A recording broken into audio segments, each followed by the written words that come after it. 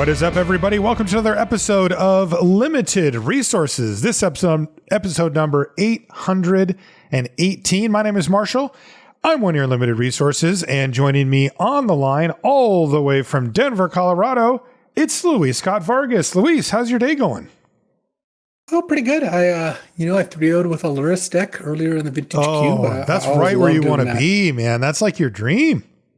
Yeah, like I mean, to take a slight detour to Cube, as I'm always prone to. I don't think actually Luris is that good in Cube anymore, but I ended up seeing it like mid pack 2 with a pretty good setup for it, so I ran it. But yeah, I like a year ago, I was really high on Luris. I thought it was like one of the top 20 cards in the Cube or something, top 25. Now I think it's like quite a bit worse. It's just as time goes on, more good 3 and 4 mana cards get added to the Cube, and I think the cost of playing Luris goes up. Well, rip, but it's not going to stop you, right? When it's there, you're going to jump in and... No, when it's right, it's right. It's not like it's too close to being cut from the Cube, but I think it is. I think it is a step behind where it used to be. But you still enjoy it as much. Oh, I love it. The Luris gameplay is just really good because it is. Luris decks tend to be like mid-range decks with a lot of answers and a lot of spells because, Luris is restriction, and you're looking to grind them out, trade cards, Thoughtseize, Duress, Mana Leak. They kill your creature, you kill their creature, then you go Luris, replay my thing, and hopefully you win from there. So yeah. I do like that game. And so yes, in summary, I'm doing great. You get to play your trinkets, which you love as well. Do love a trinket. Yeah. So on the show this week, we've got special return guest Sierkovitz back on the show. Sierky, welcome back. It's nice to see you. How are things? Welcome back. Things are good. I'm starting my new job, and I don't know if I mentioned, I'm now officially a lecturer. And since they say that if you can't do, you teach, I am a lecturer in leadership and management. Both of the things I'm not exactly known for awesome. In my personal life.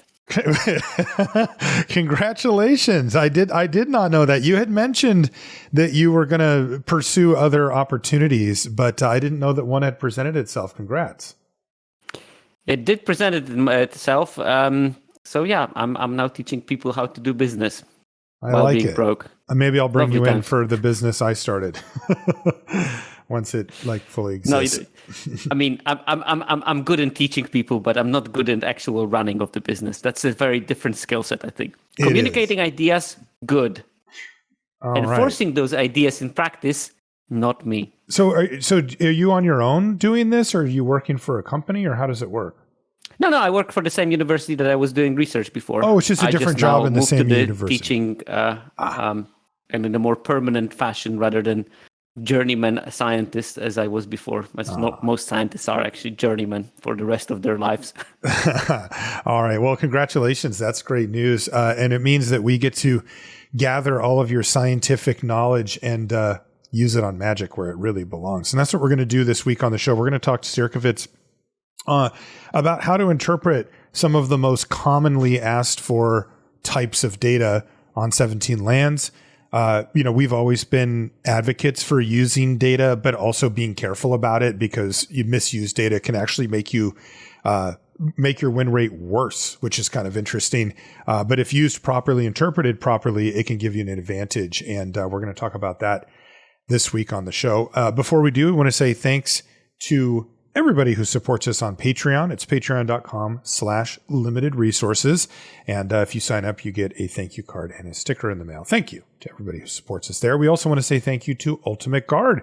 They make the best stuff in the business. If you need your cards, your decks, your whole collection protected, they have you covered. They've got the best sleeves. They've got the best deck boxes. They have the best binders, backpacks, ways to organize, display, protect your collection and your decks and your cards. If you want to see their full line of products, you can go to ultimateguard.com. And if you want to pick something up, you can go to your favorite online retailer or favorite local game store. Thank you, Ultimate Guard. We do appreciate it. We've got a Patreon question of the week here from Sebastian, who says, this is an interesting one. He says, in an MTG draft, will the quality of a player's deck be better or worse if the rest of the draft table consists of 7 professional players compared to a table of 7 average players? That's Sebastian from Sweden who asked that question. Luis, you want to take a stab at that one? Yeah, so I think in general there are some advantages to having professional players at the table because they'll like read signals a little better or a lot better. Do things like, I don't know if you've seen me draft often, like if I'm like firmly red white and there's like 5 cards in the pack and one of them's like a good blue card, I'll just pass it just to kind of further cement the person I'm passing to, especially if assuming I'm getting a pack back from them, into a color that's not mine.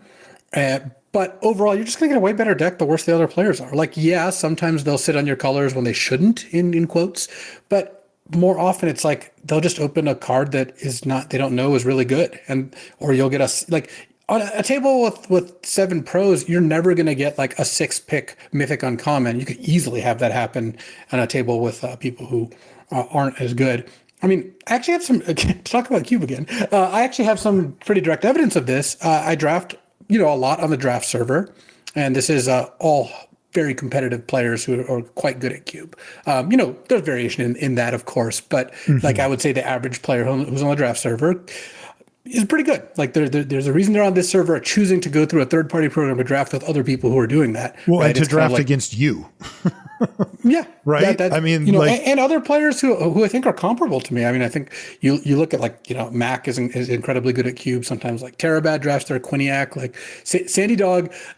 I don't think Sandy Dog is as good as me to be honest, but I think Sandy Dog's awesome and he wins a lot at Cube. Like he knows what he's doing. And I can tell you that when I go from drafting on the server to drafting on Magic Online, it's just like completely different. You get 14th pick dazes, balance wheels. Like there's just like, and some of that effect, I will admit, is because in a team draft setting versus an individual draft setting, team drafts are going to have way more hate drafts and all that. But even I would just bet you any amount that if you took 8 players from the Cube server and did an 8-player draft, 8 versus 8 players from the Magic Online like vintage Cube league, you're going to have a better deck 7 out of 10 times in the Cube League, 8 out of 10 times, something like that. That's been my experience, at least. And I mean, this is something we debated a lot going into Pro Tours, and the certainly at the end of the day, when you've got a table with like, let's say you sit down at your table for draft 1 on the Pro Tour, and it's 4 pros and 2 guys you don't recognize or 3 guys you don't recognize. You want those guys to be to your right. You want to sit around as many people who aren't as good at draft than ones who are good. Which isn't to say this changes your decision making in most circumstances, but it's an interesting thing to think about. And I think it's not even remotely close. The effect of having people who don't know how good some of the cards are versus people who will read signals. Because like you also can read signals. I mean, you've seen me do this plenty of times. It's like, wow, blue's pretty cut in this pack. Better go into blue in pack 2 to reap those rewards and know that in pack 3 I won't get as much. Well, that's not good for the person who like did all this work cutting blue. They can get pretty mad sometimes.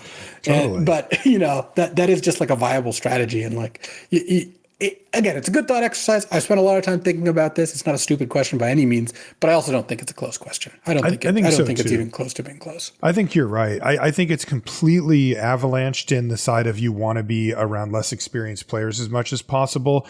I think the reason that it feels like it might be close, like emotionally speaking, is that when the things happen where the less good players like screw you up, it's very apparent. It's very loud, right? It's like this would never happen, where somebody just irrationally changed colors or just decided to be 5 colors with no real support in the format and just took everything from you, right? And you look at their pile and you're like, you should have passed me this, and this, given the way that the signals went out, given what I picked, what information you had. And instead you just started grabbing everything. And you think to yourself, God, I'd just be better off if I was at a table with professionals because they would never do that. And I would have ended up with a better deck. And so that emotional part kind of sticks with you. But the truth is that the mistakes that the less good players make and the fact that you're surrounding yourself with 7 of them compound much, much, much more, to give you a much better deck by the end of it. Sebastian didn't mention playing out the games, but of course that's obvious. You would also much rather not play against professional level players when you're actually like playing the games out versus just the decks. What about you, Sierkovitz? You have any thoughts on this? Like first, a question to LSV. You called Quiniac a good player. Yeah, I think Quiniac's great. Why? Okay, no. I'll just have to live with that burden for the rest of my life. Doesn't he just force mono red every draft? No. He did used to. That was actually when he first started drafting on the server. He did. And for those who don't know, Quintanoli, he actually top 8 Worlds playing mono red just recently. He's a really cool dude. He drafts everything now. He's just. I mean, he is in the team that I'm helping with limited, so I know Quinyak from there, and that's why I'm going to have to live with it because, of course, it will be not good for bullying channel. I also killed and framed him in Among Us yesterday, so. Okay, well, that can go to the bullying channel. But on a serious note, actually, before I was coming to record, I did a couple of analyses that I just wanted to have at hand, and one of them, by chance, was cards that are picked more higher by good players versus by less good players. So I basically look at what percentage of the time do you pick a card, and I did it for top players on 17 lands and for the bottom tier players on 17 lands. And I'm just going to give you an excerpt of the cards that are picked like 50% of the time by the good players when they see them, and maybe like 30% by the bottom tier players. So the list is Codecracker Hound, Dauntless Scrapbot, Fell Grafship, Mouth of the Storm, Biomechan Engineer, Galactic Wayfarer, Cryogen Relic, Monoist Circuit Feeder, Larval Scoutlander. Those are like all my favorite cards, by the way. Those are like the best cards. Well, these are all your favorite cards because you are probably in that top tier or thereabouts. So this is the whole thing. If you're drafting in a pod of weaker players, you're going to get those cards passed much more frequently.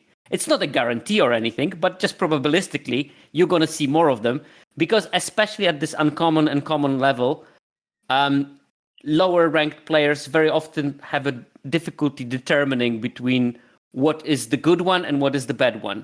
And is there a big difference between those cards? They see cards that, like a person sees Bombard and Cryogen Relic, and top player knows instantly Cryogen Relic is way, way better than Bombard. Lower win rate player will see Bombard and they'll say, well, that's a removal 3 mana for damage. That's actually good rate. And they will pick Bombard over Cryogen Relic. And that's what's going to happen time and time again. And because of that, you're going to be, based on those good uncommons that go later, build a much stronger deck. Yeah, I definitely. So good question, Sebastian. Thank you for that. And thanks for being a Patreon supporter of ours. One thing before... actually, let's do a Crack-a-Pack now. Once I find it. There it is. And then we'll talk about the Arena Direct that happens. We had so many tournaments just right in a row for us. But we really are kind of living in the golden age of online limited Magic for stakes. I will say that. Like for as much as like the organized play system isn't like kind of what it used to be, there are fewer opportunities for that. I feel like, I mean, at least these last couple of months, like every other weekend, every third week, and in this case, like 3 weekends and like out of 6 or something, you can just go online and play, unfortunately, Edge of Eternities as opposed to any other set in the last 5 years for boxes and cash and all these things. And I like that a lot. I played a lot of these, all of them. I did too. And, I didn't used to play the Arena Directs, but now I play them ever since that Final Fantasy one that happened during the Pro Tour. And that one, there was a heavy incentive to do it because it was for the collector booster boxes. But for me, it just kind of opened up that door about like, no, these are cool. Like these are fun to play. These are the stakes are enough to make it interesting. And so now I played in that one too. And we'll talk about that in a minute, actually. But yeah, our Crack-a-Pack, first card out, Fungal Colossus. I haven't minded Fungal Colossus too much. It's fine. Like I tend to play it a good amount. I mean, I mentioned this on an earlier show, but like I've really just come around to just stats being pretty good in this format. And a 5/5 for 4 mana is pretty good. Like sometimes it costs 5 and you have to cast for 5. Sometimes in like the later game, it costs like 2 or 3, and you can still have some like pretty good efficient turns by doing that. It crews spaceships pretty well. Like obviously I'm not hoping to first pick this card, but I have found myself playing this card pretty frequently. I have too. What do you think, Sierko? Are you a Fungal Colossus guy? To an extent. I like the card. I will never first pick it, but I see this in this pack, and that influences my further picks. So I know that this is a card that is probably like 50% likely to wheel. And this is something I'm going to keep in mind after that. Okay, well, the It next has card, a decent win rate and decent everything. It's just like not first pickable, basically. the next card is Command Bridge. So maybe take the Command Bridge, wheel the Fungal Colossus. Game plan So acquired. I have a question for you guys. How often are you playing command bridges in 2-color decks that don't care about differently named lands? I always play one. Sierko, where are you at? I'd rather play 9/8 mana base. You just skip it. Mhm. I really frequently play one, sometimes two if I have a lot of the trinkets that I'll have in play. But I don't know. I guess I like having good mana a lot. I do too. I have found, the openers, if you have two of them, command bridges, it can get awkward. It's usually okay because as long as you have a third land, then, you can at least make it go. But I found, openers where I have one, I can almost fit it in to the curve, like you said, with a trinket or something like that to make it not have to tap down two lands. And also, I frequently am splashing around or playing multicolored decks with Fungal Colossus and stuff. Or just maybe public service announcement. I've seen a screenshot of someone showing their game where the opponent on turn 2 played the Hull Breacher, the command bridge, and they just showed 2 untapped mana and the depressurize in hand, just killing it in response to the trigger, and then also stone raining opponent. That's lovely beautiful. times. That is beautiful. That is brutal. Next card up is Nebula Dragon, a card that would have been difficult to predict being as good as it is in the format, but that's been, kind of a go-to finisher at common for the deck that can make a bunch of mana. Yeah, this is like very comparable to the Fungal Colossus, really. It is also a card that is having a very good chance of wheeling. It's a solid card. I want it, but I want to make sure it's almost exclusively good in green decks, and probably green with anything because you can always splash it. So, and you always will have some landers floating around. So if I know that this lane is at least semi-open, I'm going to be happy to pick it on the wheel here. Luis, do you have the Nebula Dragon as a secret gold card? Probably not quite as extreme as Sierko does here, but I think he is mostly right, which is, I suppose, the story of his life. There are some like blue-red decks with Zookeeper Mechans that can cast it quite reliably as well. So Yeah, most of the time I do play it in blue-green. That's like the best color combination. I almost think of it as like a teamer card because you just, it's easy to get a lander for a mountain. It's easy to get up to 7 mana with your, various ramp effects. And it is a good finisher. You don't really need to take these early, both because they do wheel, as Sierko says, and also you don't want to kick off the draft with a 7-drop unless it's like something like, Mouth of the Storm or something really good, because you can just generally find expensive things to do. Though I have liked this one quite a bit. I mean, it's one that leads to some of the bigger swings when it's like, oh, what are they going to do here? How could they turn this board around? It's like, how about a 4/4 flyer that eats your 3/3? Yeah. That's a pretty good way to do it. Yeah, it's a good way to finish a game too. Next up is Blooming Stinger, the 2-mana 2/2 that has death touch and gives it for a turn. I play this pretty frequently. I recognize it's not like, a top common or anything, but I also recognize that I do find myself needing something to do early in the game, and I like defensive creatures like this if I need to fill that slot. I'm trying to do the ramp thing because I just know it's going to trade for something at all times, and sometimes it is very annoying if your opponent's in, green-white or green-red. It's just they're looking at the Stinger like, I have to use like an actual removal spell on this thing, or I have to trade off an actual creature for it, and that's just enough to make the deck for me. I do feel though that there's a good chance that I play it maybe a little too often. I don't like it, but I just find myself being like, well, I got one of these Stingers and I need a 2-drop, so it makes the cut.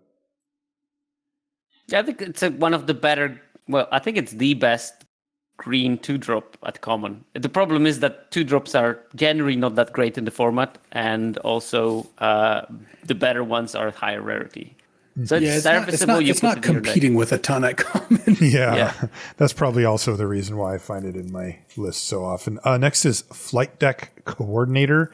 This is the 2-and-white 3/3, and if you have 2 tap things on your end step, then you gain 2 life. Yeah, not interested. Off it. Okay, everybody's off it. Next I'm not super excited about this card at any point. Yeah, Swarm Color, the 3-and-a-black 2/4 flyer, and when it becomes I wanted this one to be better than it is. Like it is fine. There are decks that can use it nicely, but I often am disappointed by this card. It's missing something. It's like one tweak away from being a good card, and they couldn't have made it 3/4. That's the problem. Maybe. No, there isn't a stat change if you want to keep the mana cost that really makes sense. And obviously, if you made it like a 3 mana play, that'd be completely different. Like instead of the grab pack, like if you kind of switch those costs, where maybe this is like a 3 mana 2/2 flyer with the same ability, and the grab pack monoist is like 4 mana 3/2 flyer that dies into a 2/2. Like that could have been kind of interesting. But as is the Swarm color, even with the like whole spacecraft tap it immediately draw a card thing. I mean, compare it with Selfcraft McCann, which kind of does the same thing, but just gives you like quite a bit more stats. And it's not like you need to sack 3 things to get your value. One thing is usually pretty good. Totally, yeah. And also, like, if you play it right, it doesn't die to depressurize Selfcraft McCann. And this one will die to depressurize. And I don't like to spend 4 mana on something that a 2 mana spell can quite easily kill.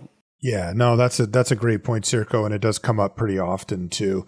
Yeah, it is decent to have in the red black deck where it is a reasonable place to put a sacrifice outlet of some sort, but it's just a little, like you said, it's interesting because it's just not quite there. But I agree with Luis. Like there's a lot of times where you're like, why didn't you just make it a blank, and then it would have been perfect. Of course, sitting here with hindsight is 2020 and all that.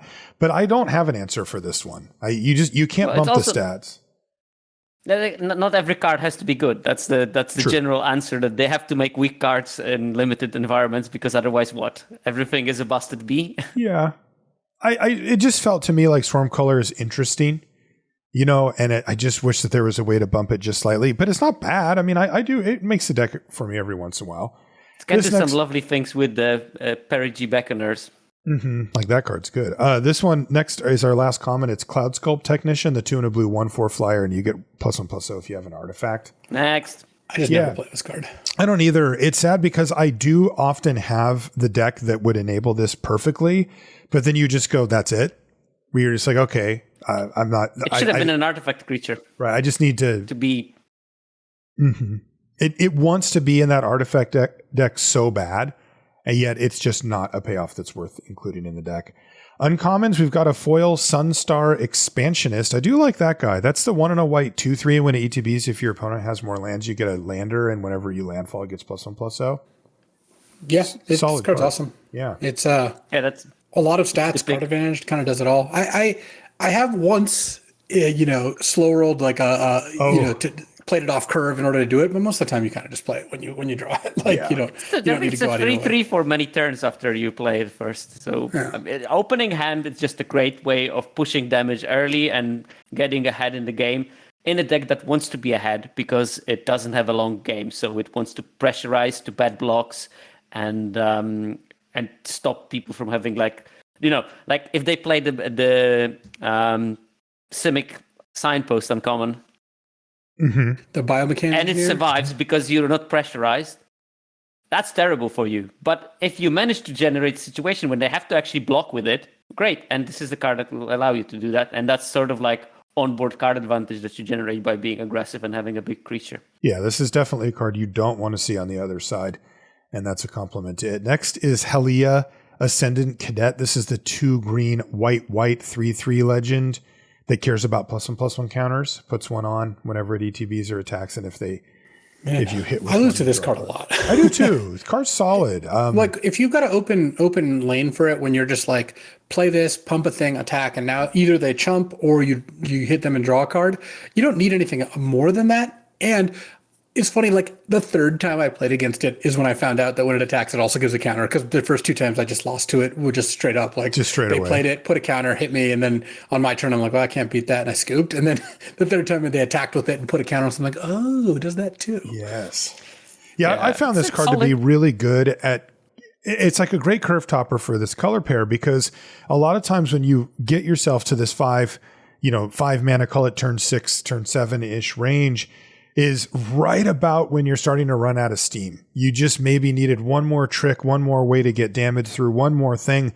And you play Aaliyah, and all of a sudden you do have that attack because of the +1/+1 counter. And when you hit, you draw a card. So now you're starting to fuel right into that mid to late part of the game where if this was just a big stat 5-drop, let's say, maybe it has trample and, big numbers and stuff.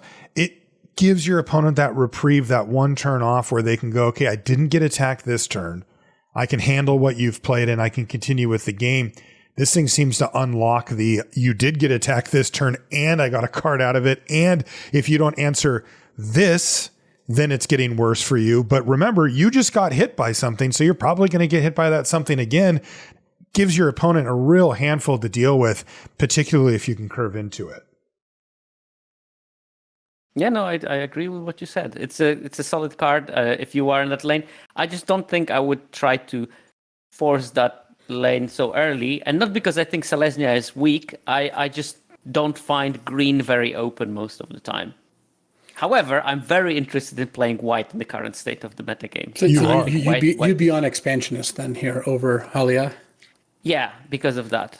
Yeah, I mean, I think the cards are pretty comparable in terms of like just quality. So obviously you should take A, the one color card, and B, the cheaper card. Those are very good rules of thumb to go with. Next up is Faller's Faithful. This is the 2 and a black 3/1. And when this thing enters, you can destroy up to one other target creature. If that creature wasn't dealt damage this turn, its controller draws 2 cards. It's interesting because the real tension here is just like if you happen to deal damage to one of their really good creatures, they chump blocked or they ate one of your creatures in combat, then you can use this to finish it off, which is an effect we've seen even at the common and uncommon level. That's just okay. But then the real thing here is it says you can blow up one of your own creatures to draw 2 cards. Yet somehow people still seem to think that it's a good idea to use this to blow up your opponent's creature and give them 2 cards, which I have not seen work out very well. Well, this card just pisses me off because every time I see it, I think about how in the set review, we just like somehow didn't talk about the 85% chance of the vast majority of the time you use this mode. Being on your own. We just completely missed it. Yes. When I have cast this card, it's like 85% of the time I'm killing my own thing to draw 2 cards. 5% of the time I'm killing like one of their things that took damage, and like 10% of the time I'm killing their thing to like try to attack them for lethal. So just kill them right now. Mm-hmm. Or they just have something that it's just like if you got to kill it, you got to kill it. You have a Quantum Riddler in play and you just don't have an answer. But or Uboroid, you want to kill it. Right. But the vast majority of the time it's just blow up your Virus Beetle, draw 2 cards, and it frustrates me when we get that stuff, when we miss that sort of thing. I know. It happens every once in a while. Really, when you miss that sort of thing. Come on. I read what the text said. I mean, no. I mean, we didn't miss it. Honestly, it's more on me than on you. You're there to read the text. I'm there to evaluate the cards. Would this be above the Sunstar Expansionist for either of you? I don't think so. I do like drafting black, but I think I'd probably take Sunstar Expansionist. I look at it as I like the card. I like to play with it. It's a great card. I like it as a reward in my black lane. I want to be sort of more secure that the black lane is there. Mm-hmm. Next up is All Fates Scroll. That's the 3-mana artifact that taps for 1 mana of any color. You can pay 7, tap, sack to draw X, where X is the number of different lands you control. Man, I drafted the Survey Mechan, scroll deck a decent amount the first couple of weeks. I haven't found it coming together a ton. Like it is, like these cards can be good, and like in sealed, I've actually played probably comparable amounts of sealed draft versus draft over the last 2 weeks. Probably, I've done so many sealed now. The open and the direct, but and I like the scroll well enough there. I think it's when you're playing 3, maybe more colors. It's obviously like good mana fixing plus a late game mana sink is a pretty good place to be. But I'm not taking it here. What do you think, Sierko? I did not have space to really explore that particular archetype because I think that it was way better when green was much open in those first couple of days of the format. And then when people consolidated on green being the best color and started drafting it appropriately, it also became less possible to pick it. And now because you have to pick the green cards more aggressively, you don't have those like late payoffs for it. And I actually never played a deck with the Survey Mechan. And what? It just never came together for me. Came together? All you have to do is see it in a pack, take it, and open up your mind. But I always wanted to pick it like pick 6, pick 7. I'm not going to go for it like pick 2 and oh, you didn't. I didn't realize you were a coward. There are picks in between 2 and 7. I will say. So yeah. like getting a 4th or 5th pick Survey Mechan is like totally reasonable, and I think that's a good time to take it. Yeah. Or and I had decks that were built for it, because I had decks that had like 4 different types of basics and fungal colossi. I just never got the mechan in those particular decks. Oh, I feel bad for you. If I were there, I would give you a hug. My dream in this format is deck based on the survey mechan with this stupid blue rare aura that whenever a token enters the battlefield, you make a copy of it, because you can copy your survey mechan and it has hexproof, so they cannot blow up the aura. So okay, I like that. I'm chasing that dream, but it never came together. And then try to win just through survey mechan damage. Yeah, I like it. And not deck yourself. Mill them with survey mechan. Just make them draw their whole library. Wow. You can pick them to draw cards. Genius. Next is Entropic Battlecruiser. This is the 3 and a black spacecraft at rare. We actually have 2 rares. We have a rare and a mythic. And this is the one that cares about them discarding cards. It's a 3/10 flying death touch for 8 station, but I think it's just 1 station. It says whenever an opponent discards a card, they lose 3 life. And then when this thing becomes the big 3/10 flyer, whenever it attacks, each opponent discards a card. And if they can't, they lose 3 life, so they can't get around it. They're losing 3 life one way or the other. I really like this. This is a cool design. It's interesting, but I haven't found the power level to quite be there to justify, honestly, even really playing. It's a really scary card. I've been scared by it a lot. Oof, they have this thing. It's going to clock me for 6, discard a card or whatever. And it's like, no, in reality, what has happened every time they played this card against me? I think literally every time it's either they never get around to crewing it completely, or they do and have an answer, or they do and they attack me once and then they die because like they spent all their time in creatures kind of like making this thing go. So this is kind of emblematic for me of like the kind of crappy spacecraft where it's like, yeah, this card looks cool, has some cool text on it, doesn't really do anything. So actually needed to be pushed. Also, it doesn't pass the Sierkovitz test of getting depressurized. Yes, also dies to cut propulsion. Yeah. So I think that this is the card from the other group that I prepared the analysis. I talked about the cards that the top players pick higher than pick a lot of percent of the time when they see it, and the bottom players don't. This is in the opposite group. This is the one that is picked by beginner players a lot, or lower win rate players, but the top players pick it much more sparsely. And I think that partially because, this card would have been good if you go to pick 7 in your decks, but if you have to first pick it, not such a good deal.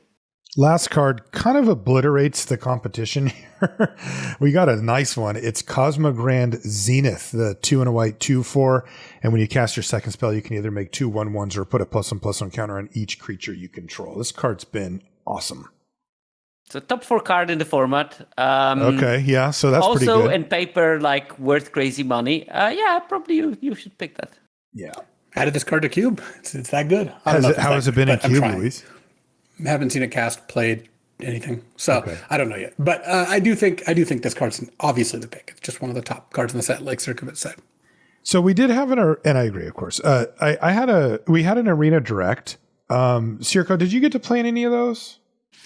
I played exactly 0 bullets. Okay. I did not have time. You didn't have time. I also, And Luis, you said you had a couple of sessions at it. Is that how it played out for you? Yeah, me, you, and Chion are obviously talking, comparing notes as we go through it. Not about builds so much as about like how we doing, boys. We winning. Yeah.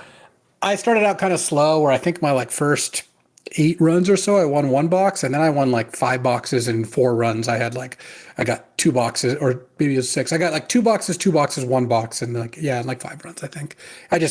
2 of them were with teamer decks, but both my 2-in-1s were just nice teamer decks, and I really like playing for something. That's just a very constant theme with me, just because I like competition, and this is, especially since I'm not really traveling to any tournaments right now, this is where I can get it. So I'm in for these. I love it. It's not my favorite draft format of all time, but it's a totally fine sealed format. I don't have an issue with the sealed format at all. It's comparable to all the other sealed formats I've played recently. You play your good cards. You build your 3-color mid-range plus on the slower side decks, because you just can't really build aggro and sealed typically. Sometimes you can. It's not 0%. And you just kind of play these kind of grindy games, and I do enjoy that. Yeah, I had a funny thing because I got to play some on each of the 3 days that it was going, but it was funny because I think I tried to check. I believe I won 6 boxes total, which is what I did for Final Fantasy when they did that one too, when they did the regular Arena Direct, not the Collector Booster one. But I did play quite a bit, so I didn't feel like that was great. But the funny part was that I didn't realize, I forgot that these ones give you 1 box for 6 wins and 2 box for 7. And I had gotten like 2 or 3 6 wins, and I was just like, oh, like, when am I going to win a stupid box?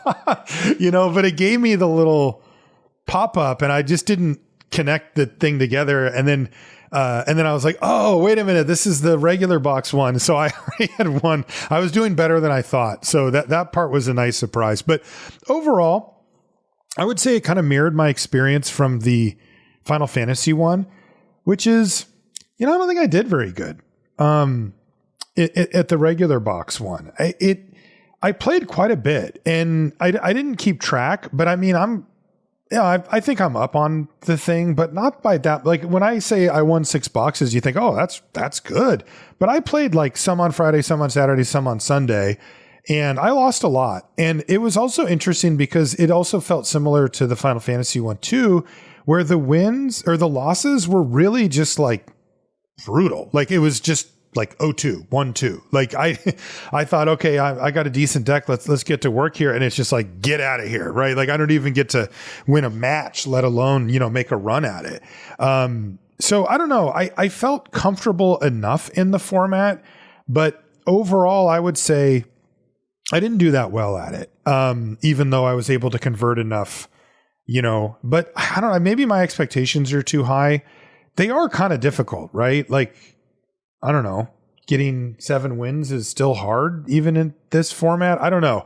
I'm not really sure it's where. Also, given the entry fee, and like how much gems cost, like it's what it was like 6,000, and you get, so it's like 3 entries, and you per $100, and you have and you end up with some gems left over. So like, right, roughly $30 an entry or something around that. Right. Obviously that can vary based on where you are in the world and all that. But you can go through that $30 entry in like 15 minutes. Very easily. You really can. And those O2s, you just lose your first 2. It takes you 5 gone. minutes each, and you built your deck in 5 minutes or whatever. It's not like these decks take a ton longer to build. I think I had a video where I built my deck in 3 minutes because it's like, well, I've got a bunch of good rares in like red and green, and like there's no real reason to splash, and so yeah, here we go. Yeah, totally. But so yeah, you don't have to tell me, Marshall. It's like, oh, didn't I just buy gems like 2 hours ago? Well, right. Here we are. And you're back in the line of shame again.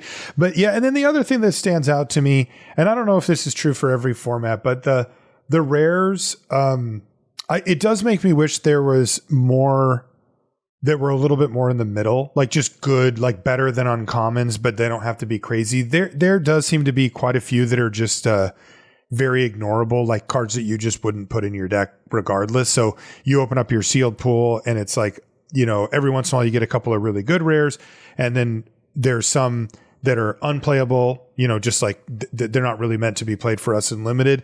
But I did feel like I wish there was a little bit more in that gap in between, where it was like big, good, solid, kind of hard to cast card that, gives you a good bump, but not, unbeatable bomb that's just completely crazy. This set does feel like there's a little bit of a gap in the middle there for the rares. Also, so many of the lands that you open, like I still haven't got a strip mine. Have you got one, Luis? I had it once. Yeah, it was fine. Yeah. It was, I just played it as like an 18th land in a deck that I didn't really have any combos with it, but it was like, sometimes you just have this and you can use it. Like you're on the play, you play a 2-drop. They do nothing on turn 2, and then you go turn 3 strip mine, you play another 2-drop, and that's really good. And that's really it's good. Half spell, half land. So like you can play it as your 18th and like hit your 7th land drop more often, but also like if you draw this in a land heavy hand, you can use it to have both players kind of skip turn 3, which works out totally fine too. You should I've try seen strip mining another strip mine already in this format. You have? To protect the swarm yard in hand. Wow. Okay. Legendary plays. So that's good stuff. That gets us mostly caught up. But we did want to talk to you, Sierkovitz, about some of these. You had said that near the end of the last time you were on the show that Luis had asked a question that kind of piqued your interest.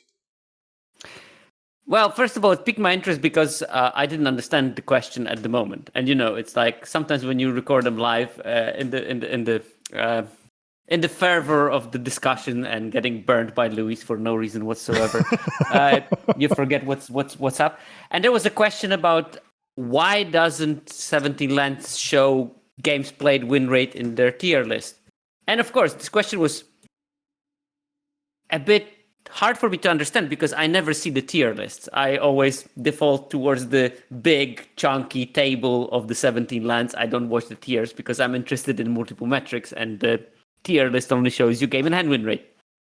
And this brought me to the idea, okay, well, why don't we talk a bit about the win rates and their sort of role in the 17 lands data and how you should interpret them, and what is the useful thing and what is the not useful thing about it. And, to see what types of win rates there are, you have to go beyond this nice tier view that shows you the graphic with the card and A+ for Elegy Acolyte and C+ for whatever menial common there is. And you need to go to the table view of 17 lands, and then you have multiple types of metrics. There is ALSA, there is ATA, there is percent played, there is numbers of games played, and so on and so on. And on top of that, there is 5 win rates. Mm-hmm. And all of those win rates are important. And I prepared some graphics for the most important member of the team, producer Jeff, to put in the GOAT, the pillar that holds up LR. Yeah, he is very much the glue. So I think that the first one that is important is the games played win rate of the card. And I prepared this graphic that shows you a square with 100 games, representing 100 games that could be potentially played. And there are different colorings inside of the square. And games played win rate, it takes into account all 100 of those games that you will play. But the problem is that in 45 of those 100 games, you will see the kind of a card that you're measuring.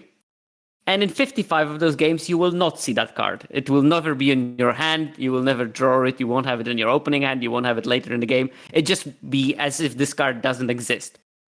But when you calculate the games played win rate, you take all of those 100 games into account.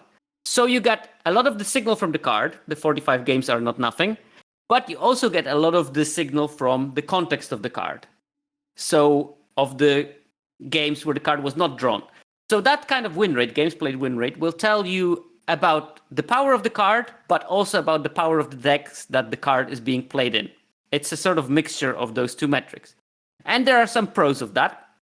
It is a good way of measuring context of the card.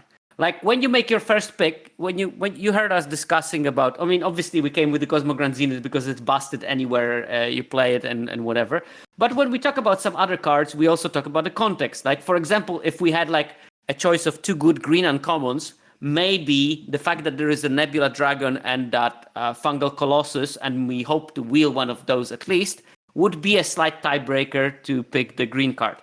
But also, if we pick a green card, maybe green decks are better in the format, and because of that, we want to sort of slightly position ourselves. It shouldn't be like something that determines what you're picking, but it should be a tiebreaker. And games played win rate will provide you with that tiebreaker because it will show you the context of where the card is being played. And if it says a high games played win rate, it means that this context is at least good. Card can be good, and also the decks that it's being played in are pretty good. Okay, and just to be clear, what you said near the beginning, just to clarify, the reason that it doesn't show you those things that you mentioned is because games played doesn't mean the times that it was cast in a game, right? It means a deck that played that card in the deck. Yeah, you take decks with the particular card, you play 100 games with those decks. You know, that can be a green card. It will be some mixture of green-white, red-green, green-blue, and green-black decks. And you will come up with in those 100 games, we drew that card probably 45 times. 55 times we didn't even draw it. But we calculate the win rate of all those 100 games without looking whether the card was drawn or not. Okay. And some cards will be drawn more frequently because they are played in decks that are either playing longer games, and maybe there's more card draw in those decks, so you see more cards. Basically, some less aggro decks usually, games played is not so great to measure aggro cards because aggro decks draw like 15 cards in a game, and that's it. So you will see those cards relatively rarer. But generally, it will be around 45% of the time you are going to draw a card on average. Now, there are cons, of course, because that leads us to the trap that the first days of this format has provided. Like when some of the green cards had a high win rate, not because the cards were strong, but because green was very open, and they were what I call piggybacking on the powerful cards. So things like the Thorbringer, it had a pretty high win rate in the first days of the format, mainly because, like people could get any amount of Galaxy Wayfarers in the early days and play those decks with like 5 Galaxy Wayfarers. Then you put a Thorbringer in it. Of course, it will have a high win rate because you also have like 5 Galaxy Wayfarers in the deck. Dude, Marshall, you didn't see it, but people got so mad that we like on one of our first episodes that like we didn't really consider Thawbringer or Ice Cave Crasher like premium cards. We didn't really talk about them a bunch. And it's like, yeah, in the first week those things had a pretty high win rate, but it just kind of leveled off. And it's like, I don't know. I in some ways it's like if I think a card is good or bad and the stats disagree with me, often I think, okay, am I missing something? Let me investigate more. And often the stats are right. Like 17 lands, it does a good job of encapsulating a lot more experience. But in the first week, that's like not nearly as good. And I know you even said that, Sierkovitz. And I'm like looking at this card, I'm like, this is just not a top common. I don't really care if the stats would suggest it. I want to, like, if in 2 weeks it still is, I'll reevaluate. Probably I'm wrong. And, I didn't feel like I was wrong. Yeah, no way. I of course listened to your early episodes, but I'm sure that you didn't listen to my early week episode where I was basically explaining why those cards are going to drop off. I'm a devoted listener. I have listened to as many episodes as I've been on of your show. One. Jeez. One. I'd come back again if you wanted, though. Oh, yeah, you're always welcome. I mean, if we can talk cube, that's going to be fine. So these were exactly the cards I was talking about. They are going to drop back. They are just piggybacking on the fact that green was open. You can see from the data that green is underdrafted compared to its power level. People who draft more green will drop out in power. And this is like sort of thing. I made that comparisons elsewhere, but data is just a tool. And I'm a bit worried that a lot of people treat it as an oracle rather than a tool.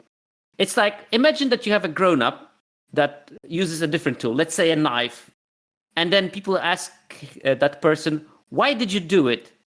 And then they say, well, the knife told me to do it. That would not be a very good excuse of doing something because the knife told me. And it's the same thing with data, really. You can't just do things because the data told you that this is the right thing. Use a bit more reasoning behind it. Question the data. The whole power of the data is not in blindly following it, it's in to trying to figure it out. Why is my perception of a card different than the data? Is it something I'm undervaluing? Sometimes the answer is yes. But is it maybe there is like systematic issue with the numbers that you're selling? And Luis is approaching it very healthily, unlike his current diet. I was going to say one of the few things in my life. I'm a man of extremes. Sergio just joking because I've been eating meal squares or like Soylent. Yeah, we were talking about it before the show. Yeah. I like to put inside jokes that no one else will understand. I heard that makes for great TV. But the point is to approach it reasonably. Don't follow the data blindly. Also, don't ignore it, but just try to make sure that you figure it out. And if you don't, because you don't have, I don't know, time, patience, or skill set, there are people who do that. I mean, hello? Hi, my name is Sherko.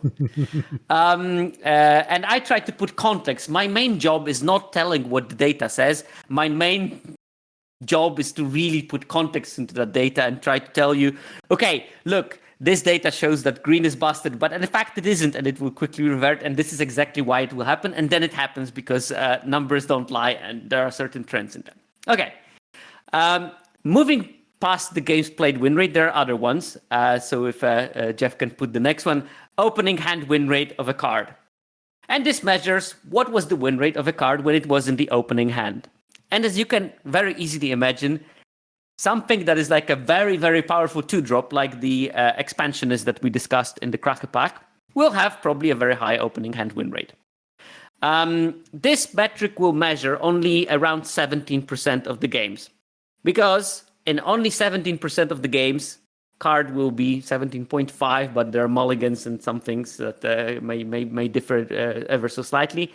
There are 40 cards. You open with 7. 7 divided by 40 is 17.5. That's not like a secret mathematics in there. Mm-hmm. And the remaining 83% of the games are not calculated at all in that metric. You only count the games where the card was in the opening hand. If you drew it, if you're on the draw and you drew it as the first card, that doesn't count already. Mm-hmm.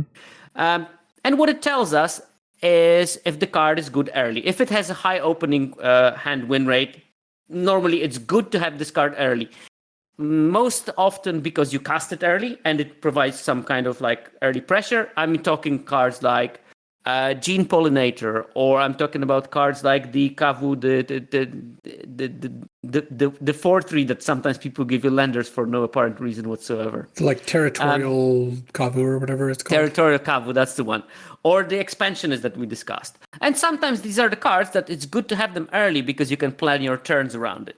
And I'm talking, for example, like Uruboid. It will have a high opening hand win rate, even though it's a 4-drop. Because if you plan your steps well, you will cast it in a very fortuitous moment for you, and you will take over the game with it, even if the opponent has a quick response to it and will kill it instantly. And generally bombs like Elegy Acolyte or Uruboid or Quantum Riddler will have a high opening win hand rate because they are just very, very powerful card, independently of if you had it in your opening hand or later, because it's just good to have them, good to draw them in a game point.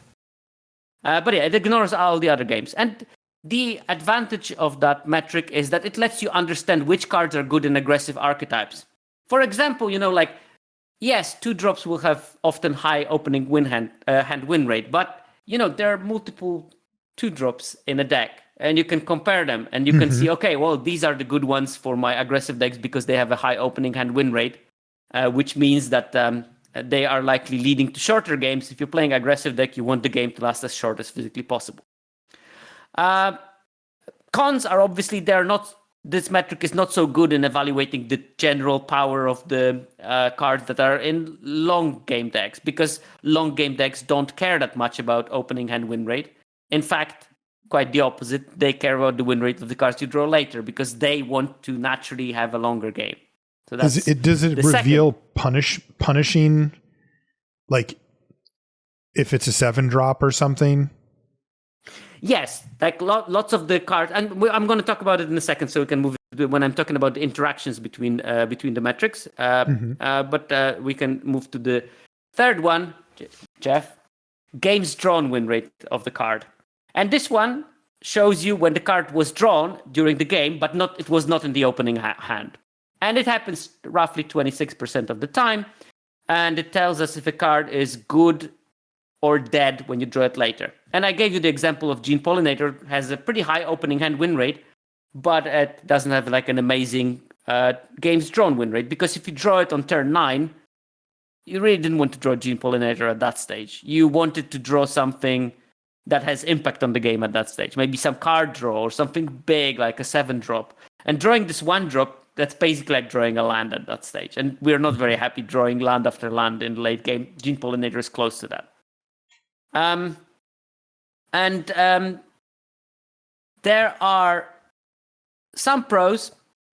It is good at showing cards that are particularly bad in late game. And it's like one of the reasons why Sammy's Curiosity is bad in this format, is that this card is not particularly good when you draw it late. It's amazing when you draw it early, not great when you draw it late. But some other cards are just really good when you draw them late. And one like Weft Walking is a perfect example of a card that is, you don't want to have it in your opening hand. It has a very low opening hand win rate. But if you draw it on like turn 7, so many things come together for it, because most of likely opponent doesn't have anything in their hand, so you don't care about the omniscience that you give them. You have a very small hand, so drawing 7 cards sounds like a neat thing to do, and you have tons of mana, so you will be able to splurge your hand very quickly. I just looked, by the way, and it's about 53% in your opening hand, and it's about 61% games drawn. So it's about as big of a spread as you can get, right? I did think of a good example because I checked them. But a lot of the cards, when you will look at those cards that have a big difference between opening hand and late draw, those will be also the card that require some sort of a setup.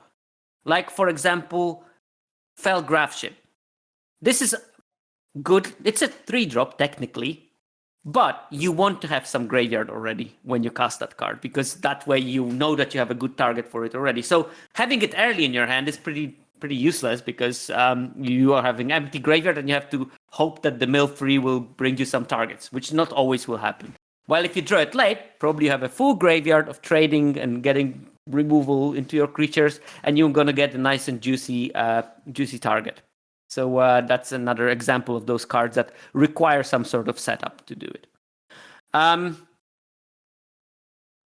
And the cons of that metric is that it is slightly dependent on the game length, and different decks will have different game lengths. So aggro decks will have shorter games. Control decks, hopefully for them, will have longer games, and because of longer games, you draw more cards. More cards will be in that bracket, and this means that they are not exactly comparable between cards, like the games drawn win rates, because again, aggro deck that draws 14 cards is not the same that control deck that draws on average 21 cards. And specifically because control decks, when they draw 21 cards in the game, they are more likely to win. So they are a bit biased that the longer the game lasts, the more likely you're to win. And the more cards you draw, the more likely the card is going to be in the game drawn category. And because of that, you will sort of like bias it towards winning games. Because in the losing games of a control deck, you barely drew anything because that aggressive deck killed you, and you also draw 14 cards because they drew 14 cards. Then we have the most important one, the most commonly used one, game in hand win rate of a card. That is only looking at the games when card was drawn at any time. Now remember, this is drawn because some people still make that mistake of thinking that it only shows you the win rate of when the card was cast. Specifically, it is when the card was drawn. If you put a 15 drop in your deck, and you'll draw it and you never cast it and you basically mulliganed yourself, it's going to have an awful game in hand draw. Probably if you cast the 15 drop, hopefully it does something for 15 mana. It should win you the game basically automatically. It will have a very high win rate when cast. That's why win rate when cast is not such a good idea for any card. But win rate when you drew a card is great because it shows you the impact of having the card in your hand. Be it casting it or not being able to cast it also has an impact on game in hand win rate. But yeah, this shows like 45% of the games of the card, and this has the most signal of the card power itself. Remember, games played win rate, that showed you the context. It showed you 45 games that you drew the card and 55 games that you didn't draw a card, but it tells you something about the decks that the card is in. Mm-hmm. This one only looks at this 45 when you drew the card, so it gives you maximum possible signal of the card, and tries to minimize the noise that the deck power creates. It cannot eliminate it because it's physically impossible to dissociate the signal of the card from the signal of the deck it's in, but at least it makes it as little as physically possible. And this is the biggest pro of it. It maximizes the information about the card itself. That's why we use the game in hand win rate for a card, most likely, because we want to talk about a card. If you would like to take a more holistic approach and talk about decks, you probably want to look at the games played win rate. And we're going to give some examples how to do it in a second. The cons of it, if you follow the game in hand win rate too much and not use your reasoning, you're going to start drafting cards instead of drafting decks. And I can assure you that Luis maybe can think about the power of the card for the first 4 or 5 picks, and then from then on swiftly switches to drafting a deck. And instead of looking at the win rate of the card, he looks at the mixture of the power of the card, function it will have to play on the deck, the plan that he has for what he wants to do with the deck, and things like that. If you're just going to follow the sort of win rate blindly, you're just going to end up with an incoherent mess of cards without plan, and maybe with huge gaps in the functions of the deck. So maybe you have too much removal, or not enough 2-drops, or too many top-end cards, or something like that. So yeah, don't follow the data blindly. Use brain. Don't listen to the knife, what it's telling you. Move on to something else. Then we have the last win rate, really, and it's the not seen win rate of a card. And this is the 55% of the games when you did not draw a card. And this is focusing on the context of the card. So as I said, the game in hand win rate shows you the most information about the card. The 55% of the time when you don't draw a particular card gives you the best context of the card in the decks that it's in. And this win rate is relatively flat between the formats. So, the lowest one will be, 50, and the highest one will be 55 or something.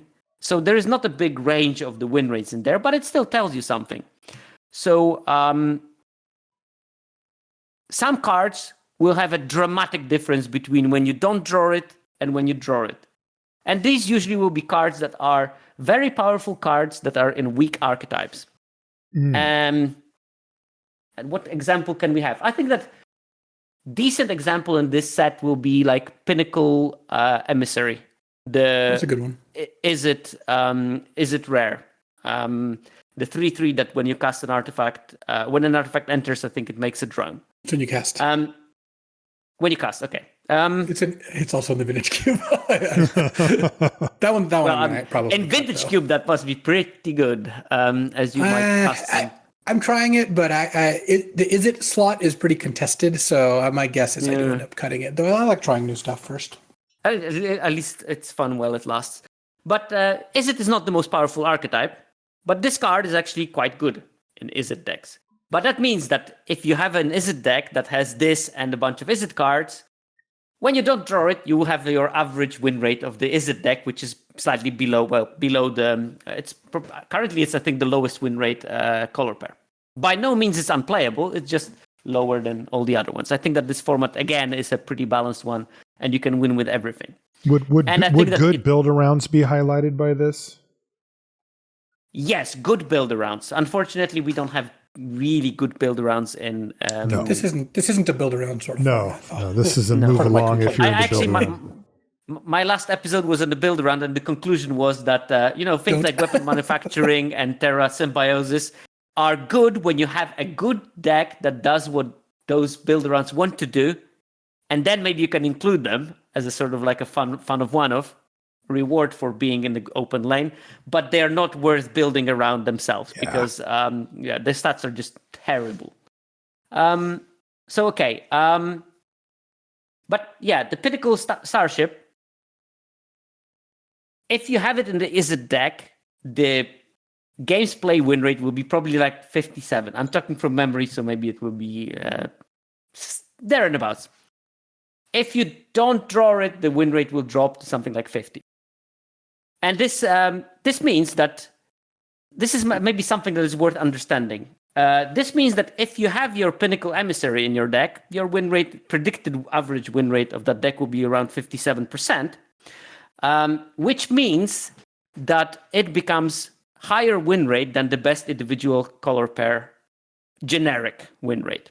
So better than Simic. Simic will have like 56% win rate on average. Izzet deck with Pinnacle Emissary, 57% win rate. That's why it's worth picking Pinnacle Emissary as your first pick, because yes, you're going to probably end up in Izzet, but it's going to be the best possible version of Izzet, the one that contains Pinnacle Emissary. Then maybe you pick up the Red Starship, the one that pinks something for artifacts, and all of a sudden your Izzet deck becomes a very good deck and is capable of competing with the rest of the field no problem, because you have the most important cards for that particular archetype that you can imagine. However, going for Izzet without a really, really good reason to do so will end you with this average, 53, 54% win rate color pair. I can verify that. And I tried a lot of Izzet decks when I didn't have a strong reason to go into them, and it's like, this ain't it. Yeah, I mean, I'm keeping paper copies of Cryogen Relics next to my desk because I never see them in draft, so at least I can watch the paper versions. You can remember that they exist. I also here's a little MTG finance tip, a rare one coming from me. I think if you can pick up Cryogen Relics and hold on to them, I think that card could easily be worth like a couple bucks, not in the not too distant future. It's incredible in Pauper, and it's going to maybe see play in some other formats too. I bought 8 foil ones and 20 normal ones because they were just penny a pop. Ooh, Sierkovitz was an early mover on this. This makes me question my judgment, but yeah, you're late to the party now. No, sorry. He's a finance guy now. He now gives business advice, and finance part of that is invest early, invest greatly. I made some for all the wrong reasons, but I made some really good investments in recent year because, for example, I bought like playset of Stormchaser's Talent for $1 because I wanted to play stupid Otter decks before it was famous or anything. But hey, now I have Stormchaser's Talent that cost me like $1 a piece. Check the price. I had a period about 10 years ago. I was very unhappy, and part of the way I made myself feel better is I bought beta cards, and it actually turned out like it worked out really well because I was buying near the floor, and then things they've actually started to go back down again. But it was like a little bit of retail therapy. I'll buy some Underground Seas and Juzam Jins and stuff like that, some beta Shivans, and like it kind of did work out. But that's certainly not any sort of advice. Yeah, this is not financial advice. This is not. I definitely bought or emotional advice either. Yeah. I did buy them because I was buying some other things, and then people had like 8 Cryogen Relics for 2 pence a piece, and I said, well, that surely will be playable in Pauper, so I just bought all 8 or something, and then I accumulated a bunch of side Cryogen Relics in my collection. Okay, the problem with the not seen win rate, just to come back to it, is that it's nice metric to theorize about decks and what is important, but in the draft portion, it's pretty useless because they're just better metrics at every single step of the draft. And it's good for exploring the format, but it's not good for practical use. And then last thing that we have is, we have those 5 win rates, but we also have interactions between them. And the one that is showed in the data table is the improvement in hand. And this is measuring how much better or worse your deck is if you draw a given card. So it shows you the difference between game in hand win rate and games when you didn't see the card win rate. And just to give you an example, both Gene Morth Imago and Pinnacle Emissary from their previous example have 8.5% improvement in hand metric. It used to be no improvement when seen, but the name has changed on 17 lands. Ta-da. But Gene Morth Imago, when you don't see it in your deck, has 53% win rate, and Emissary only 49%, which means that, yes, both of those cards improve your deck by the same amount. However, the baseline of your deck is better when you play Imago because Simic is just better than Izzet most of the time. Right. So that's a neat kind of interaction. Then you have the opening hand versus when drawn win rates. And you can compare them, and there will be some cards that have great win rate in both opening hand and when drawn categories, like Uruboroid, Elegy Acolyte, Cosmogrand Zenith. These are cards that are great early, great late. You want to have them in your hand point. Some cards are bad in both. You are bad when you open the game with it in your hand and terrible when you draw them late. Like examples are Bygone Colossus or Moonlit Meditation. They're just bad cards. You don't want to put them in your deck. That's it. But some cards will be sort of split. And I picked some juicy examples of cards that are great early, but not so great late. Lightstall Inquisitor, the 1-drop in white, the rare 2/1 that removes something from opponent's hand. Really good early because it puts at least a speed bump on what the opponent is doing while presenting a 2/1 body on turn 1. Great in your opening hand. But if you draw it turn 9 and you play a 1-mana 2/1 that also does nothing because they don't have a hand, well, that's not so great. Gene Pollinator will be a card like that. An interesting example, Ancient Tomb actually has a very good opening hand win rate, but is terrible when drawn late, because not only it's a land that you draw late, but it's a bad land that you draw when you draw it late, because you don't need more mana, and you definitely don't want to be taking damage at that stage. And some cards will be inverse. So Weft Walking I already mentioned, but cards like Astelli Reclaimer, that's also a card that you want to draw late because you want to have that non-creature permanent in your graveyard, and it takes time to put one of those in your graveyard. Scour for Scrap. very bad in your opening hand because it is the worst kind of card draw spell early. That's part of why this card doesn't have such an amazing win rate, because in the early game, it's just like 4 mana, draw 1 card.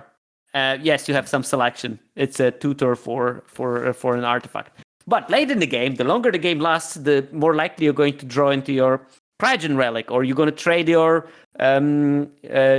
Dauntless Scrapper with something, and you have a good target in your graveyard to pick with Scour for scrap, and then you take whatever you want from your deck, and you have like really good draw spell when you have something decent and something great with selection. So these are the cards that are like good and bad later.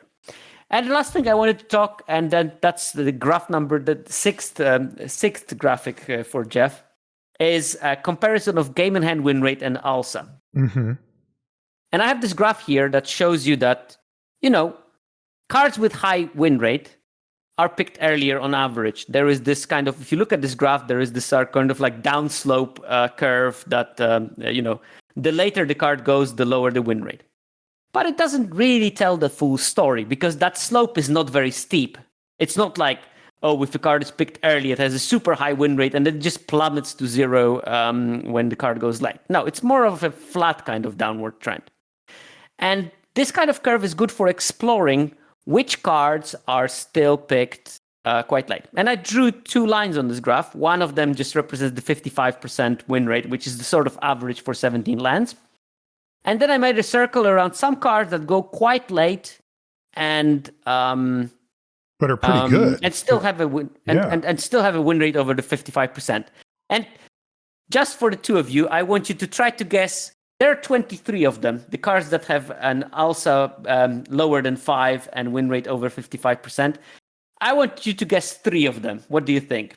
Without looking in the 7th. No looking. Or maybe like what types of cards? Yeah, whatever. I mean, a few things that come to mind would be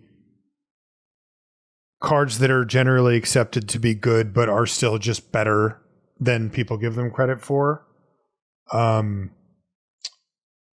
I could see that being a Relic might have been one. Yeah, like Cryogen Relic's a good one. But Cryogen Relic is now picked much higher. The secret's out on that one, but this is for the current data from. I'm just saying, like that could be the type of card that I could see. I bet some narrow lands. cards. I bet there's some of like the creature lands probably go a little. Oh, by the way, later. these. No, I think I put all the rarities. Yeah. But these are most of those cards are going to be commons. Basically, there is one of the lands from the bonus sheet on that list as well. So theoretically, though, these are cards. By the way, these are cards. That was my guess. These are cards that, quote, should be going earlier than they are. Not necessarily should be, but that for many reasons they go slightly later. But here, like maybe are they narrow cards? Are they cards that like only fit into certain? I'm going to give you some examples. Okay. Pinnacle Killship, Nebula Dragon. These are the 2 that are Nebula there. Dragon makes a lot of sense. Pinnacle Killship makes a lot of sense. Because you don't want very many of them. Oh, that reminds me. 2 of my 2-box runs had the Mondo combo. We call it Channel Fireball around these parts of Pinnacle Killship and Starwinder, where you go. Oh God, yes. Pinnacle Killship, blow up your thing. They play something, then you're like Starwinder, crew the Killship attack, draw 7. And it's all 7s. It's all perfect. Yeah, that's it all just lines up so perfectly. That's so nasty. If you, that is one way to avalanche a game in your favor. But so left walking at home. Yeah. So Sierko, a lot of them will be more expensive cards that you don't want to put too many in your deck. Okay. So Selfcraft Mechan is on the list. Perigi Beckoner, Pinnacle Killship, Cav Landseeker is actually on that list, still underdrafted compared to what the card is doing. Germinating Worm, Ice Cave Crusher, so a bunch of those kind of like 4-drops. But there's also Alfariel, the blue-black version of it. Okay. That card is still going pretty late and has a very good win rate for how late it's going. Part of it goes later because it's a multicolor card, and that's also going to be. Yeah, I'm trying to see if there's any cards that like look that like they could hit this mark, but yeah. Melded Moxite is an interesting one. Cryogen Relic at Home. Yeah. It goes much later, and it's not a bad card at all. It actually does what it needs to be doing in a particular type of deck. I actually had Embrace Oblivion.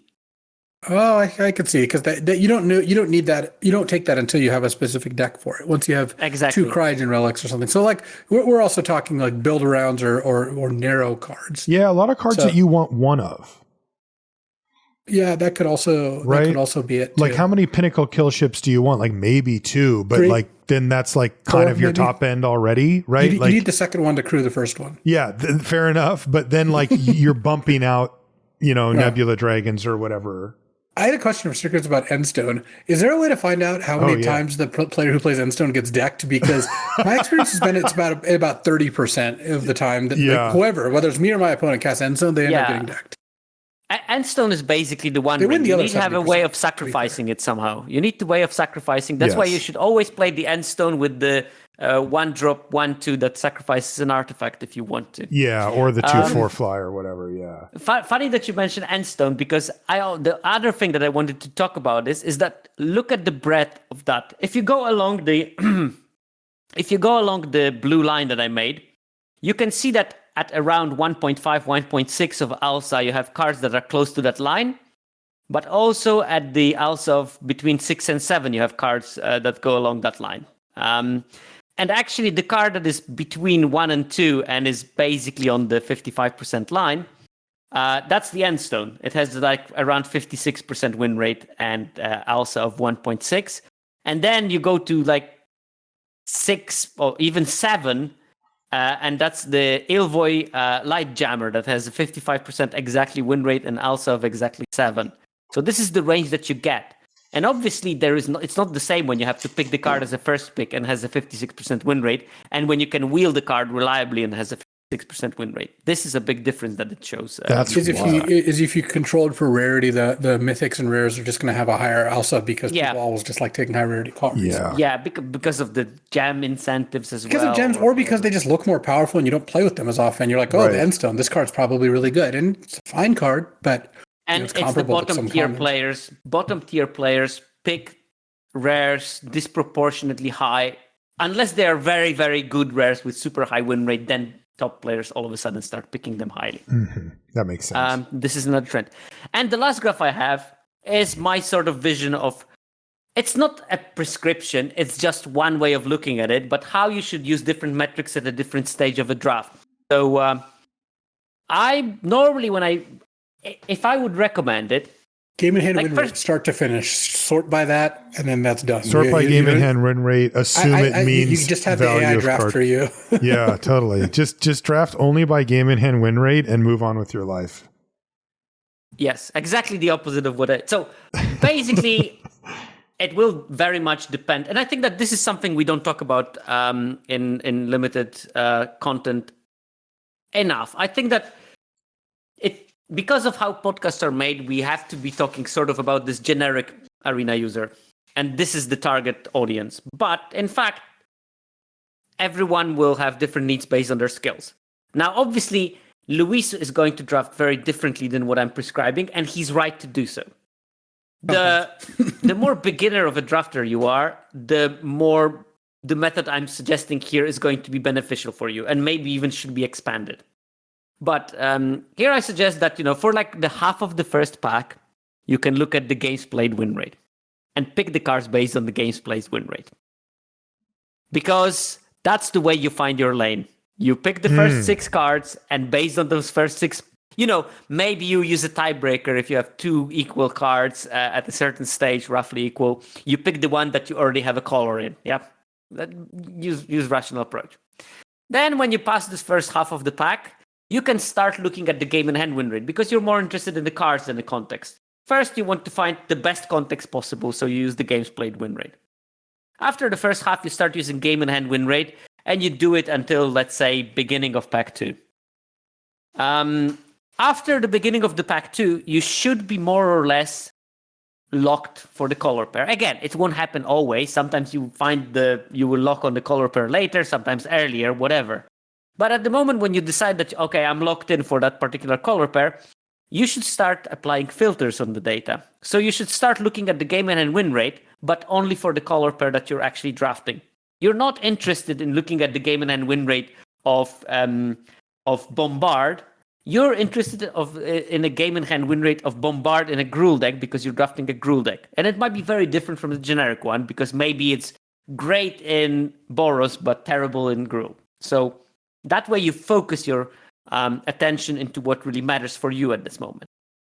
And then at some stage, somewhere between pack 2 and pack 3, you should stop using the win rates altogether and think about, okay, what is my deck missing? Mm-hmm. What do I need in this deck? What is my plan? How do I win games? Can I win games even? Do I need to get something that will win me the games? Am I going to self-mill myself because I have the Endstone? Should I put some kind of security button not to mill myself using the Endstone? By the way, there is a way of testing it. I can do that if I can figure it out from the replay data, but it will happen in like a couple of weeks only.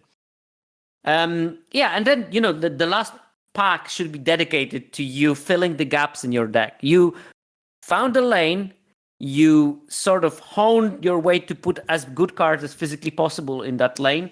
Now you have to start thinking about consolidating your draft. Again, this is an example of how you can use the data in your draft, and depending on your skill level, you might vary it and you might move that look what at its missing in the deck a bit earlier forward. But especially when you're a beginning drafter, I think that you won't do badly if you follow that kind of path. Would you recommend doing that or doing what Luis does, which is sort by game in hand win rate and just take the highest one at every? I would not recommend to any human ever doing what Luis does or what he says to do. Because there are two things. What Luis is saying to do right now is terrible, following the game in hand win rate. But you have CNC on draft, though, and you'd still not recommend you do that. You don't think that's better than the other world? I think that... no, what I meant by saying that is I think that trying to replicate your Vintage Cube drafts for 99% of the players is a bad advice, actively bad advice. I mean, you're a great drafter in Vintage Cube. Arguably, the way I draft Vintage Cube is not good for anyone, including myself. Is that a candelabra of Tanos? Well, I could be an academy. Yeah. I mean, the more I work with the pro team, the more I start thinking that the fact that you're such good players is actively detrimental to your Magic, to your limited skill set, because you're... I mean, that actually literally was me for quite a while. But basically, before Ben S joined our team and we had more rigorous limited meetings, I was just getting carried on play skill. I did not know how to draft. In fact, the way I was drafting was like worse than if... Obviously, 17 lands didn't exist back then. Worse than if I just followed the game in hand win rate, I think. Like, I was trying to do all this cute, clever stuff and then kind of got subsidized by play skill. It doesn't really work as well anymore because everyone's just so much better now. So, actually kind of had to learn how to draft, which was kind of unfortunate. Which was unfortunate, but you did do it, and that was a long time ago. You managed somehow. True. Yeah, you somehow figured it out. No, that's great stuff. When was the last time you did in 6-0 at the Pro Tour in Limited? I don't remember. You smashed that last season. The fact that you have to remember. Well, I 6-0 a couple of times in the last couple of years. Yeah. I'm still bummed that the last time in Barcelona I went 5-1 because I did make a mistake in the last round. So I should have 6-0'd that one also. Lest you think I'm bragging over much, I played really bad constructed decks, and at every possible opportunity, I chose the worst of the decks on my team. So we remember Ruby Storm. The funny thing is, that ended up being like an actually okay modern deck. It just really wasn't good for that tournament. I'll tell you that much. Yeah, I wonder if timing. It was just very bad. Me, John, and Kai, three buffoons on a sinking ship. Yeah. Well, Sierkovitz, that's great stuff. I really like how you broke this down. Just to finish my thought about Luis. No, I really enjoyed it. Our time went together today, Sierkovitz. It was great really stuff, good. Sierkovitz. Good seeing you. Yeah, where can people find you? The big hook is coming out to No, go ahead, Sierkovitz. It's a wonder he comes back. It really is. It really is. Yeah, we give him such a hard time. No, I think that generally this brings us back to the thing I was talking, that different skill levels will need different kind of approaches and slightly customize it for their skill level. I think that replicating what Luis is doing in draft is actively bad for you because you're just not ready for it. And this is where the tiers of 17 lands come into hand. You should evaluate yourself, and you can look at the bottom, middle, and top players. They have different data, and some of the cards vary wildly there. Like the difference between Ouroboros, the difference in win rate between the bottom tier of 17 less players and the top tier is just like 3.5 percentage points. The average difference in the card power level between the bottom and top tier is 10%. So Ouroboros is just flat power level. It's great. Just play it and you're gonna win. Yeah, that's fine. You don't have to think too much. It just does all the job for itself. But think like the weapon, the red spaceship, the rare one. What is it called? Which one? The gunship? Gunship. Oh, yeah, the one gunship. that cares about artifacts, yeah. Yeah, gunship has around 15 percentage point difference between the bottom tier and the top tier. So clearly, beginner players are not equipped to fully capitalize artifacts on in their deck for this. on the thing.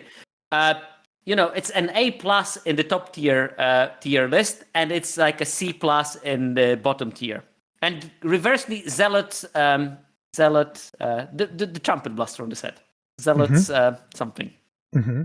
That card is an F for bottom tier players. It's a C+ in top tier in the top tier player decks. So there is something about that card. Generally, I think white is undervalued in Edge of Eternities. That's a side note. But if you're not ready to use the Zealous Conscription or whatever it's called correctly, you're going to only frustrate yourself because you're going to be playing a card that you cannot fully capitalize on using because it requires certain skills that you didn't require. When you learn how to play piano, you start with simple exercises. You don't play a sonata. And I don't really want to be the person that compares Luis's decks to a sonata. But I guess I just did it. So I think that I can end on this thing. Can't unring that bell. No. It's one of the lesser sonatas, but a sonata nonetheless. I really like how you laid out the last part of your presentation here, Sierko, with that different parts of the draft call for different types of data, and that games in hand win rate isn't the catch-all for every single thing that you do across the entire board. I think that's really the takeaway, because ultimately that's what we want. Like, let's be honest, we just want a number, right? I just want to say this card's better than this one, and there's even data to prove it. But I think that last segment is actually, like, no jokes, one of the most useful things you've said on the show, because it gives you like a step-by-step guide of using this very powerful tool. Right. But I do think most people are going to boil it down to a number, because that's just kind of how humans. People work. That's just human. Yeah. And there is a reason why 17 Lands doesn't have an overlay. It's exactly for not encouraging people to do that. Mm-hmm. Because 17 Lands is designed as a learning tool. People for it. Yeah, but what if you charge people for it? Have you considered that? Maybe you should. They considered it, and they said resounded. If you got a business coach, they might recommend that. I know a guy. I know a guy that you can come in and he'll talk them into it. He knows numbers. Leadership and management. Yeah, he's an expert in leadership and management. Okay, let's call it a show there. Now that we've properly pitched Sierkovitz, Sierko, where can people find you? For any reason, but I was thinking maybe the Magic content part of it. For Magic content, you can find me. But easiest way to find me and actually have contact with me is join my Discord. Okay. I have a Discord. There's a bunch of people there. We chat. We analyze our draft logs, and we make stupid jokes. And I put pictures of my cooking or something. Can you send me a link to your Discord that I could put in the show notes? I'll ping it. I'll ping it in the chat after that. Okay. Yeah. And then Blue Sky, Twitter, YouTube. I'm everywhere. I'm Sierkovitz. So if you can spell my nickname, you can find me. There's not many of us. I'm the only one. Okay. Well, thanks for coming on, Sierko. We look forward to having you back on again for the next set, so you can explain to us how we're supposed to draft 4-player with 2-card picks or whatever the thing is for that. Once I figure that one out, I might be practicing standard, because there is a spotlight in Liverpool, Sierkovitz, and I have my 4 VVs, and I just don't know what configuration of those 4 VVs I have to bring to Liverpool. You do what you got to do. I'm not going to say no. First of all, Ben Sek is going there, so I'm going to go there and hang with Ben. Wow. And then there's a bit of competitive Magic. I would have preferred if it was limited, but unfortunately it's standard. Okay. Yeah, well, that's fair enough. I almost got to hang out with Ben Sek, but we couldn't quite make it work. Anyways, tell him hi for us.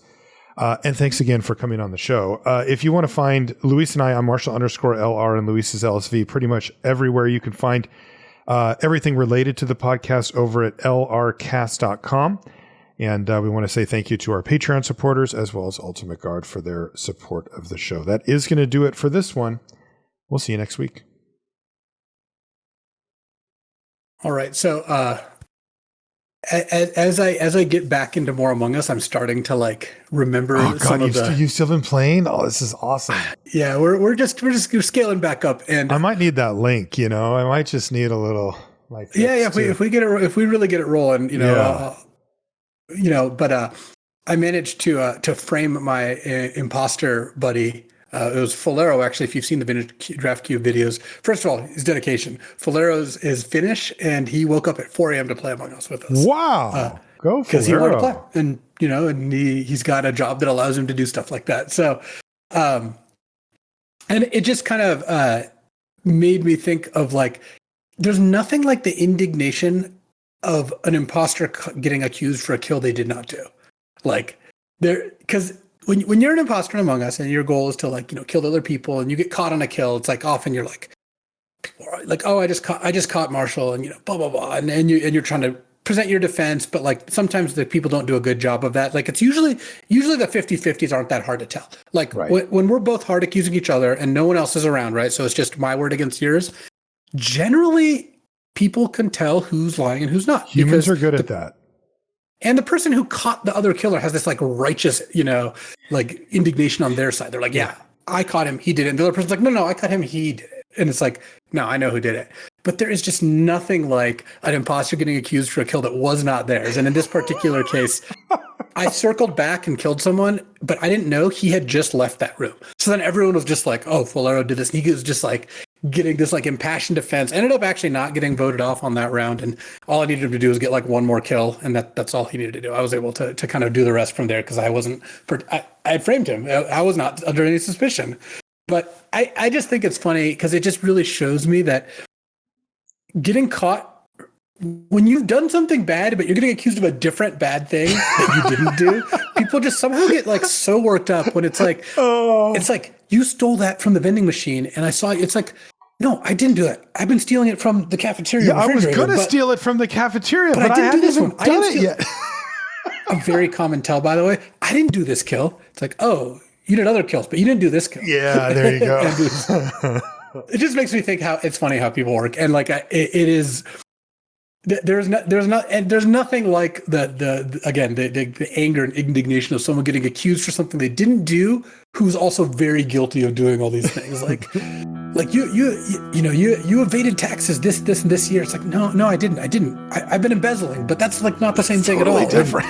Why are you blaming me for this thing? But it's just funny how people work.